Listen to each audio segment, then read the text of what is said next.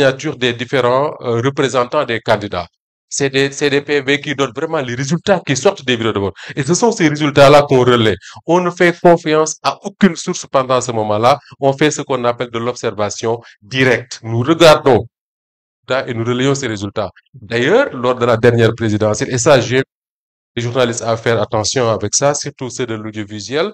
Moi, j'étais à l'antenne, il faisait, je crois, 20 h ou 21 h.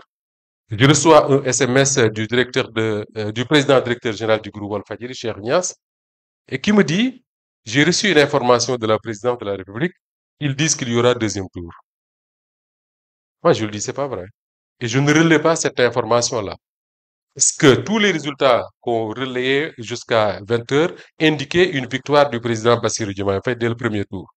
Alors, de part de la présidente, les gens véhiculent des rumeurs comme ça pour dire qu'il y aura deuxième tour. Imaginez un seul instant qu'une télévision comme Walfadjri annonce que cette élection-là va se jouer au deuxième tour et que les gens de Pastef réagissent. Certainement, il y aurait eu des violences dans ce pays. C'est ça la responsabilité du journal. L'autre responsabilité, c'est le fait de donner la parole à n'importe qui pendant ces moments-là. En 2012, je crois, Matar, il y a un allié du président Ouad, alors qu'on était aux élections, le deuxième tour d'ailleurs, le second tour, il annonce sur une chaîne de télé que oui, le président Ouad a gagné. Et tout de suite, les gens ont commencé à réagir. Et les gens l'ont laissé dire ça. Il a fallu un communiqué de la présidente de la République pour dire finalement que le président Ouad reconnaît sa défaite. Si on laisse passer de telles informations, ça peut créer de la tension. Donc, responsabilité du journaliste, mais également cette religion des faits. Continuer à donner les faits et n'oublions jamais que nous avons un rôle à jouer pour la cohésion de nos différents pays. Merci à vous. Merci beaucoup. Merci. Merci pour ces recommandations. Docteur Don, vous pouvez en donner 2, 3 recommandations rapidement. Monsieur Salansi, 2, 3 recommandations rapidement. Vous avez déjà commencé la question de la mutualisation. Les autres PM devaient donc se regrouper pour travailler ensemble. Vous avez donc commencé, donc ajoutez-en 2 autres. S'il vous plaît, Madame la modératrice, avant docteur, 10 minutes. C'est bon, 10 minutes pour... Moi, je pense qu'ils vont donner la recommandation. Bon. Merci, c'est bon, merci beaucoup. Merci. On va passer à la phase 2 pour laquelle nous sommes là, la remise des parchemins à nos diplômés ou formés. Alors, dans ce que Diop vient de dire... À vous de prendre les notes, je ne ferai pas de résumé. Donc, alors, voilà, merci. Il faut retenir le fait qu'il vaut mieux se passer d'une information et être peut-être même en retard d'une information que de vouloir avoir la primeur, donner la primeur et puis passer complètement à côté. On lui dit dans l'information, soi-disant information d'un deuxième tour. Lui, dans le doute, il préfère ne pas donner cette information, quitte à rattraper après. Donc, c'est la question de la responsabilité.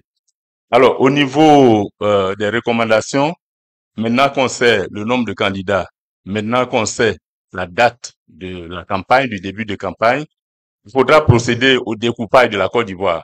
Je suis une rédaction temps, j'ai tel nombre de journalistes, je couvre les élections en partenariat ou toute cette couverture-là, il faut commencer à découper donc le territoire. Quelles sont les zones stratégiques où je dois pouvoir être présent ou ne plus être présent? Parce que les 5 candidats, c'est ça, les 5 candidats sont de quelque part et quelque part vont vouloir aller voter à tel endroit. Il faut déjà connaître ça et pouvoir faire sa sélection. Alors, est-ce que je fais la couverture seule? Si je peux pas faire la couverture seule parce que je n'en ai pas les moyens, avec qui, sur qui je peux compter? Quel est le partenariat que je dois avoir? Et ça, c'est important. Alors, il faut aussi arrêter le principe de la conférence de rédaction.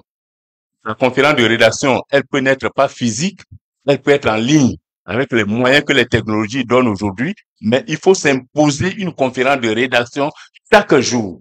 Qu'est-ce qu'on programme, qu'est-ce qu'on prévoit, qu'est-ce qu'il faut publier, qu'est-ce qu'il ne faut pas publier. Il faut avoir cette conférence de rédaction quotidiennement. Chacun part pas de chez lui, envoie des informations, on ne sait pas combien de signes l'article doit comporter. Il faut s'imposer une conférence de rédaction. Et puis, une rédaction doit être homogène. Il faut être honnête avec soi, honnête avec les collaborateurs. Un collaborateur qui est quelque part et qui est tout le temps sur le terrain, le mot est revenu souvent.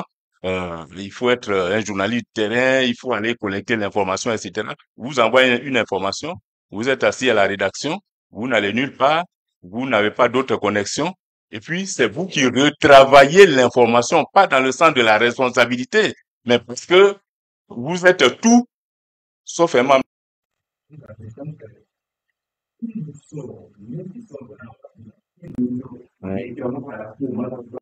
Qui nous sommes? Journalistes, ou bien nous avons la couverture de journalistes, mais nous sommes quelque part autre chose. Est-ce que nous sommes le policier